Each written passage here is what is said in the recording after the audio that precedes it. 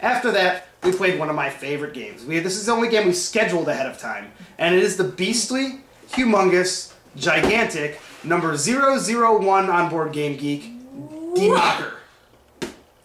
This is a game that scares people, but not my wife. I've got the best woman in the world, and she loves this game. I love it. So do I. This is the one game I wish I could get to the table more often. I actually picked up a copy of it in the math trade ahead of time so I could have my own copy. We played a game of it. Absolutely awesome. The people we played with were really great. Very patient with me.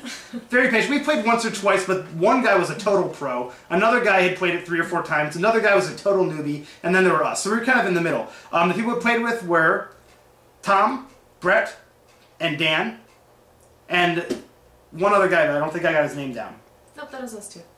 Oh yeah, then us too. So that's 5 people. So I didn't win this one, but I did make a surprising comeback for points at the end that nobody saw coming, which is great. I matched up all of the national board, the national thing at the very end of the board game, and so I got 82 extra points. Simulates the German political system. Don't be scared. We finished the game in 3 hours and 15 minutes, so it's not as long as you think it is, even with having some people that are relatively new to the game. If you're brand new to the game, I'm going to promote another video site. Go to Board Games with Scott. He has a 45-minute video that teaches you everything you need to know to play this game. Amazing game. I would play it every day if I could. That was the last thing we played on that night. And then there was the Midnight Madness. We didn't win anything that night. But they did a really cool thing where you could buy extra tickets that would go to charity for the drawing. They gave out a ton of games from Thought Hammer is great. We took a couple games home at night, and when we came back in the morning, we played a little game called Tally Ho. I'm not even going to talk about it. It wasn't really worth mentioning. No. Just a 2-player game, kind of a we're not awake yet game, and we wanted to go talk about it. Yep. After that, we did some videos in the morning. We went and did a video with Seth Jaffe and Michael Mindus from Tasty Minstrel Games. They have 2 games out called Terra Prime and Homesteaders, and they did a demo for us. The video didn't come out very well on a lot of our things. I apologize right now to all you guys, but a lot of our video, the sound didn't come out very well, so I'm sorry about that. Talk about a couple other videos we did. We did one with Randy Cottingham. He has a card game system called Play 4D that is pretty cool. It's not really a game as much as a card system that you can add to existing card games you have. He has like dates, times, days, added to the cards, so then they're with bonus points. So if you get a card that has your birthday on it, you get extra points when you're playing rummy or poker or other things like that. He gave us a couple decks to try out. We'll let you know games we come up with it. Randy was very nice and very generous, and we love doing the interview with him. So check it out, Play 4D Games. If you like Peace Pack or Ice House or other things where you can make your own games, this is right up your alley, because you can pretty much, efforts are limitless on what you want to do with that game. We also talked to Colby Dausch from Plaid Hat Games. He has a new game called Summoner Wars out. Summoner Wars is kind of a Magic-style game where you're casting monsters from your deck, but you're playing it onto a board more like Stratego or chess, where the people actually, you move them strategically around the board like a war game. He was a developer for Hero Escape. He knows his stuff. This is his first game he came out with. It looks really cool. We haven't actually busted it open yet because we have so many games to do right now. But he gave us a couple decks to try out. We'll let you know in the future when we play these games. Really cool ones. We also talked to Stefan at Asmodee Editions Games about his new game, Claustrophobia. If you like Descent or any dungeon crawl games like that, the artwork was amazing, really great games. And I bought a game from them. This game, I will celebrate right now, has become my favorite game I've picked up at the convention, hands down. We got Ghost Stories. Skipping ahead in time, and later on in the convention, I believe it was Friday night, we played a game of Ghost Stories, our first one, with Jay. And Mike again. And Mike again. So Guantanamo and Bagheera is Jay's name. He's on Board Game Geek. I'm sure you'll see comments on here. And taught us how to play Ghost Stories. Love the game. The first time we played it, we lost. We all died. But what are you going to do? We brought it home. We played another game. And another game. And another game. And another game. We also got the White Moon expansion, which is, we just tried that for the first time last night. Really cool. Adds villagers, adds other things. Once again, another cooperative play game, but it's probably one of the toughest cooperative plays I've ever played. There's a lot going on in it. Really cool game. Download the player aids online because the rulebook is pretty badly written. Yes. But really good game from Asmodee Editions. Later on Friday morning, we also talked to Brent Keith from AEG, Alderac Entertainment Group. We played a game with him called The Adventurers. It's pretty much Indiana Jones and the Temple of Doom made into a board game, complete with rolling boulder, walls that squish you, and lava you can fall into.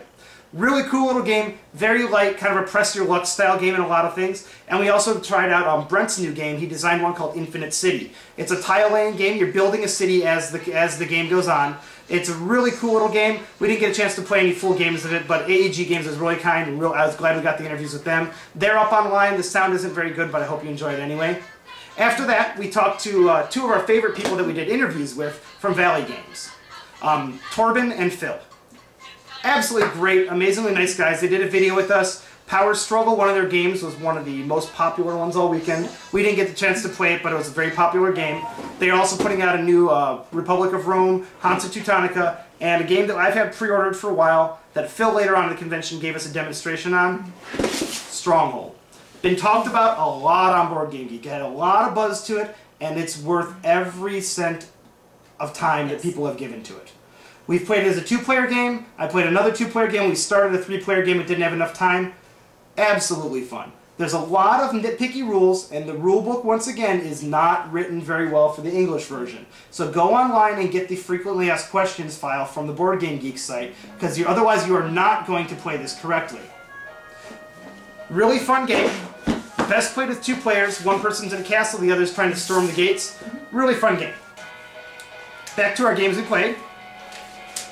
If I can get to the right page. We were scheduled to play a game with Kevin, who never showed up, Kevin, of Le Havre, because he said it was one of his favorites, and he really liked playing it. This ended up being one of Deanna's favorites, so we're going to let her talk about it for a second. I don't know what to say about it. Well, it's basically the second game in the Agricola series. And you are running a harbor and building buildings so you can get goods and ship them out. Really cool game. I actually picked this one up at the BGG flea market later on because Deanna liked it so much I wanted to give her a copy of it. I don't remember the guy's name that we played, but once again we were setting the game up waiting for Kevin, and another person randomly walked by and said, "Hey, I'll teach you how to play that game." So thank you to random mysterious person whose name I didn't get down in my book. Yeah. After Le Havre, we were looking through the library at a couple games, and somebody said, "No, I'm sorry. We had a game in our hands that we wanted to play."